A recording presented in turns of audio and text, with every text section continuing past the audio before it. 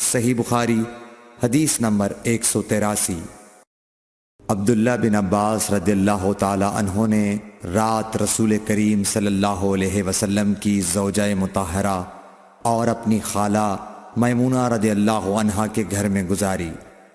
وہ فرماتے ہیں کہ میں تکیے کے عرض یعنی گوشے کی طرف لیٹ گیا اور رسول کریم صلی اللہ علیہ وسلم اور آپ کی اہلیہ نے معمول کے مطابق تکیے کی لمبائی پر سر رکھ کر آرام فرمایا۔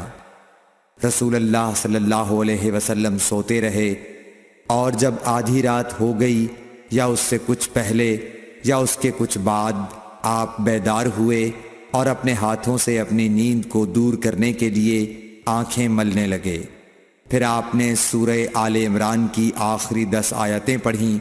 پھر ایک مشکیزے کے پاس جو چھت میں لٹکا ہوا تھا آپ کھڑے ہو گئے اور اس سے وضو کیا، خوب اچھی طرح، پھر کھڑے ہو کر نماز پڑھنے لگے۔ ابن عباس رضی اللہ تعالی عنہ کہتے ہیں میں نے بھی کھڑے ہو کر اسی طرح کیا جس طرح آپ نے وضو کیا تھا۔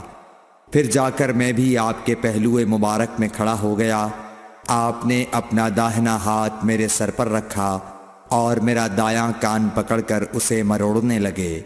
پھر آپ نے 2 رکعتیں پڑھیں، اس کے بعد پھر 2 رکعتیں پڑھیں، پھر 2 رکعتیں پڑھیں، پھر 2 رکعتیں پڑھیں، پھر 2 رکعتیں پڑھیں، پھر 2 رکعتیں پڑھ کر اس کے بعد آپ نے وتر پڑھا اور لیٹ گئے۔ پھر جب مؤذن آپ کے پاس آیا تو آپ نے اٹھ کر 2 رکعت معمولی طور پر پڑھیں، پھر باہر تشریف لا کر صبح کی نماز پڑھی۔